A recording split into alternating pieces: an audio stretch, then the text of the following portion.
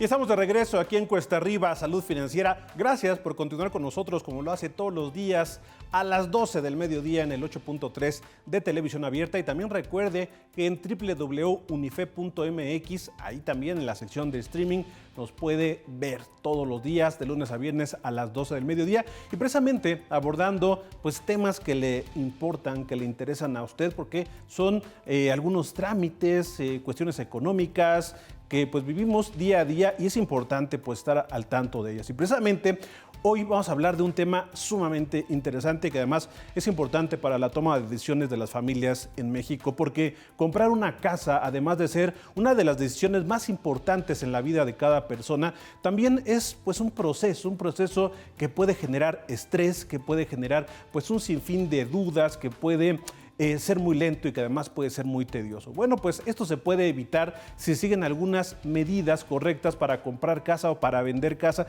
Y cuando se compra una casa, pues cómo se hacen todos los trámites para regularizarla. Por ejemplo, tener las escrituras a nombre del titular de quien compró esa propiedad. Y para platicar sobre este tema, pues qué mejor que hacerlo con los expertos, y tenemos comunicación con el maestro Ricardo Trujillo Herrera. Él es director jurídico del Liceo Nacional de Abogados. Maestro, ¿cómo está? Muy buenas tardes, gracias por esta comunicación.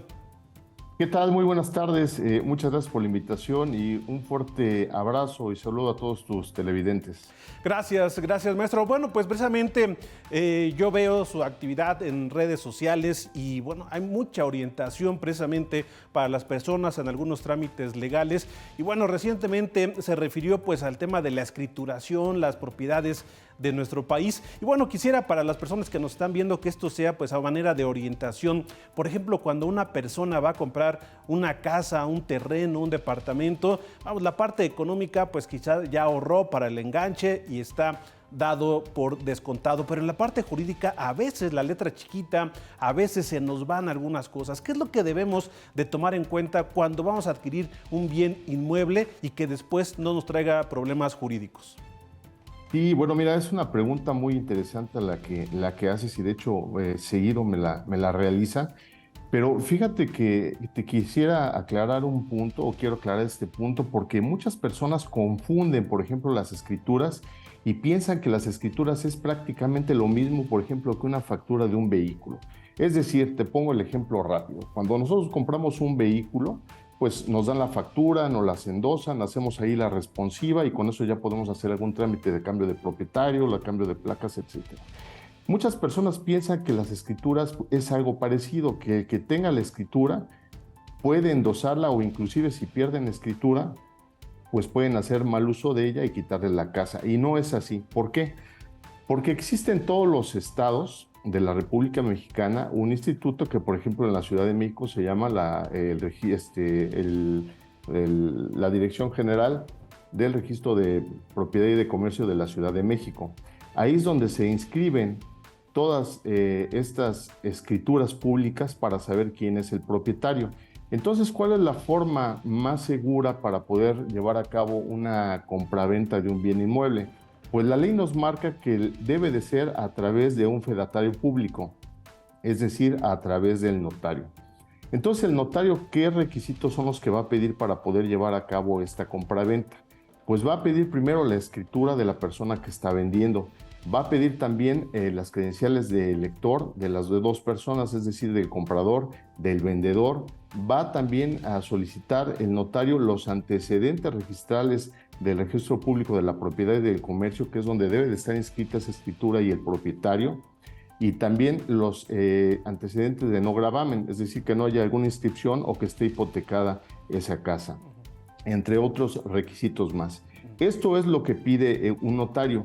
Pero desafortunadamente en México muchas veces hay personas que hacen este tipo de transacciones o de compraventas con un contrato privado de compraventa, es decir, que no acuden ante notario. Y te pongo un ejemplo muy rápido. Sí. Vamos a suponer que Pedro le vende a Sofía una casa. Entonces hacen un contrato privado de compraventa y vamos a poner que se la venden en $1,000,000. Posteriormente, pues ya le da la posesión de la casa, ya se va a vivir ahí Sofía, pasan 3 años y desafortunadamente Pedro fallece.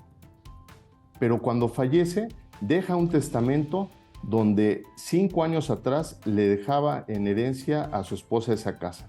Pero eso no es todo, que esa casa la compraron en sociedad conyugal el vendedor junto con su esposa. Entonces, la esposa era dueña o es dueña de ese 50% de la casa. Entonces se vuelve todo esto un problema que a veces las personas no arreglan con tiempo y no llegan a visualizar lo que puede suceder. Por eso es importante que todas las compraventas de casas se hagan ante notario y además, si es que todavía no deciden ir ante notario, que sí hagan una búsqueda, como te comento, hacer la búsqueda de antecedentes registrales para verificar que efectivamente la escritura y el nombre que aparece ahí como propietario aparezca también en el registro público de la propiedad y del comercio, buscar esos certificados de no gravamen para saber que también la casa no está hipotecada, ver si están casados, si está bajo sociedad conyugal la casa. Bueno, entonces también la esposa tendría que dar la firma para poder vender esa casa. Esos son algunos de los problemas que se pueden suscitar cuando uno va a comprar casa. Así. Maestro, y por ejemplo, a veces las personas no viendo desde el lado del comprador, sino del lado del vendedor, tiene la propiedad, pero nunca la actualiza, nunca pone las escrituras a su nombre. ¿Qué tanto, por ejemplo, y eso también que sirva como una especie de orientación, qué tanto te ayuda para el momento de decidir vender tu propiedad? ¿Qué tanto te ayuda a tener las escrituras en orden? ¿Y qué tanto te puede dificultar una venta si hay problemas en la escrituración? Quizá a lo mejor desde una generación anterior. Bueno, lo que pasa es que la ley, la norma es muy clara y dice prácticamente, hay una restricción en donde dice que nadie puede vender lo que no es de uno. Y entonces, si la misma norma nos dice que para que una propiedad, llámese casa, terreno o departamento, ya sea de nuestra propiedad, pues prácticamente debe de estar inscrita en el registro público y debemos de tener las escrituras. Entonces, si no tenemos esas escrituras, podemos tener la posesión, pero no tenemos la propiedad. Entonces, al querer hacer esa venta, pues se nos va a dificultar y de hecho el notario no llevaría a cabo esa transacción. Ahora también hay formas y lamentablemente, y como abogado lo sabrás, pues a veces se intenta darle la vuelta a la ley para quizá no pagar impuestos, por ejemplo, porque pues la compraventa obviamente conlleva también el pago de impuestos. Hay maneras en las que a veces las personas intentan darle la vuelta a la ley, pero generalmente, y no sé si como experiencias puede ocurrir, que esto a la larga trae problemas mayores, ¿no? Sino, más bien hay que cumplir con los requerimientos jurídicos, porque eso de darle vuelta a la ley a veces trae otra clase de problemas, ¿no? Y claro que fíjate que aquí la ley es muy, apoya en este caso al vendedor cuando es una casa habitación, porque de hecho hay dos impuestos que se tienen que pagar. El vendedor, una vez que vende la casa, tendría que pagar o tiene que pagar el impuesto sobre la renta. Pero cuando es un bien inmueble que fue del hogar, es decir, que esta persona que vendió estuvo viviendo en ese hogar y lo demuestra, está exento de ese impuesto sobre la renta. Y el comprador tiene que pagar el impuesto sobre adquisición de bienes inmuebles. Entonces, muchas veces las personas no lo saben. Entonces tratan ahí de hacer, como bien mencionas, ahí alguna figura para poder evitar pago de impuestos, pero esto podría acarrear problemas porque en un futuro pues podrían estar incurriendo inclusive hasta en una evasión fiscal. Ahora, ¿qué tanto en México existe? Porque pues también no podemos negar que en México existe, pues hay corrupción, hay gente que se dedica a falsificar documentos. ¿Cómo estamos en México en eso, en cuanto a una escritura falsa, por ejemplo, y que tenga pues todas las condiciones de una original? ¿Cómo identificarla, por ejemplo? ¿Cómo le podemos hacer?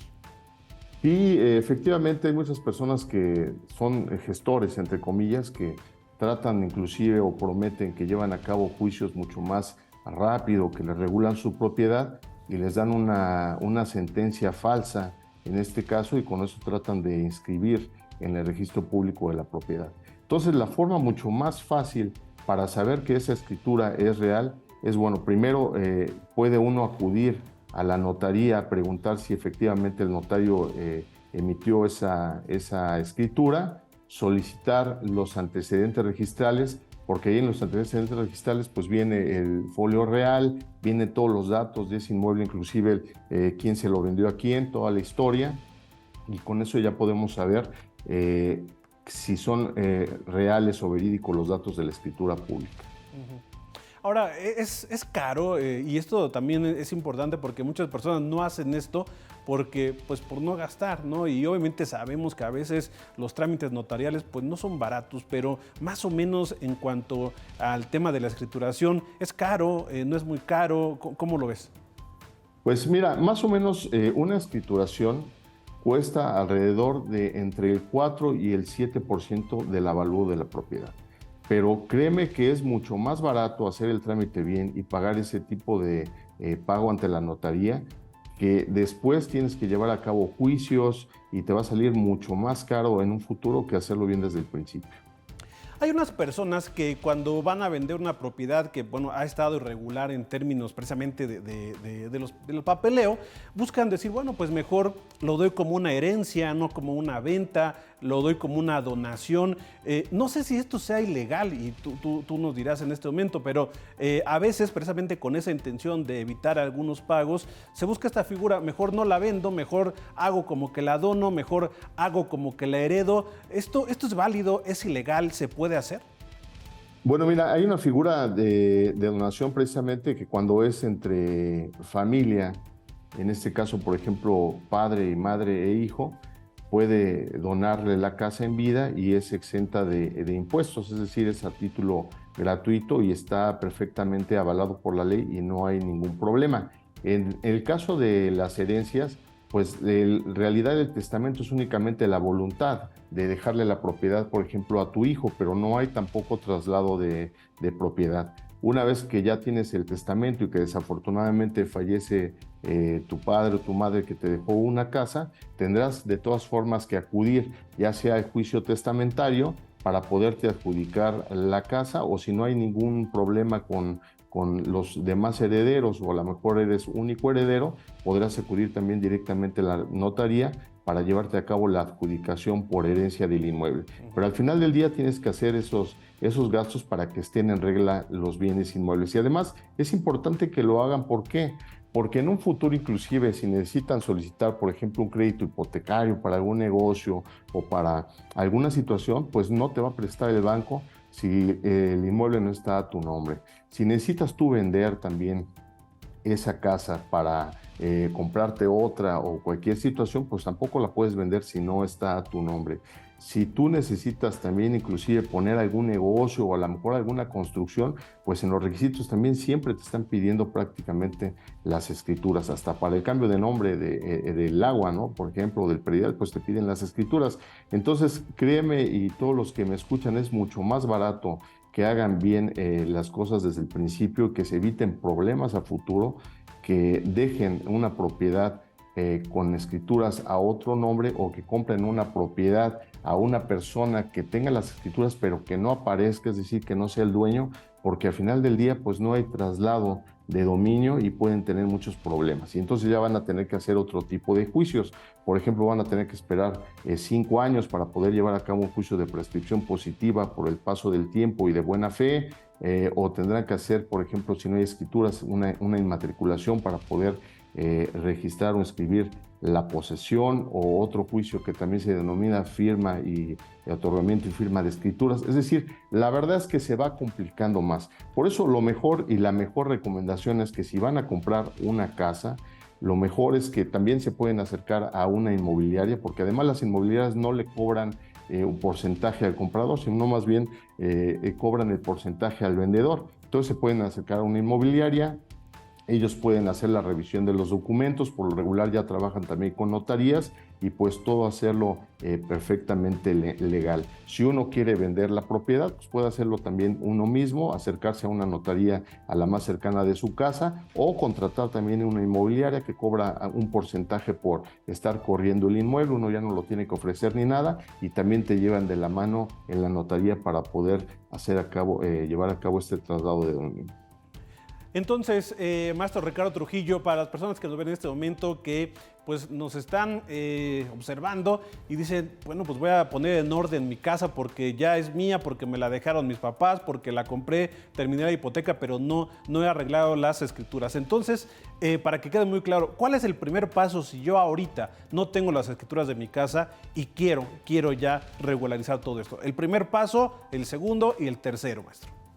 Ok, el primer paso es, obviamente, si ya llevaron a cabo la compraventa del bien inmueble, pueden buscar los antecedentes registrales para que tengan exactamente los datos de la escritura y toda la información de los antecedentes. Ese sería el primer paso para poder llevar a cabo la escrituración. El segundo paso, que tengan al corriente lo que es el pago del predial y el pago del agua. Ese sería el segundo paso. Y el tercer paso sería acudir con un abogado para que los guíe y les pueda proporcionar la información jurídica para poder llevar a cabo el juicio correspondiente, o si se cumple con todos los requisitos, hacerlo ya directamente ante la notaría. Y ahorita me viene a la mente, un juicio testamentario, y de acuerdo a estos ejemplos que nos pusiste, ¿cómo cuánto puede durar? Bueno, más o menos yo le calculo que puede durar 8 meses, un año, si es un juicio testamentario sencillo, y le llamo yo sencillo, pues que todos los herederos estén de acuerdo, porque si no están de acuerdo y hay problema entre los herederos, bueno, pues obviamente se puede llevar mucho más tiempo. Pues sin duda, bien importantes recomendaciones, y como lo decía al principio, muy activo en las redes sociales, maestro Ricardo Trujillo. ¿Cómo lo pueden contactar, cómo lo pueden seguir precisamente con este tipo de asesorías?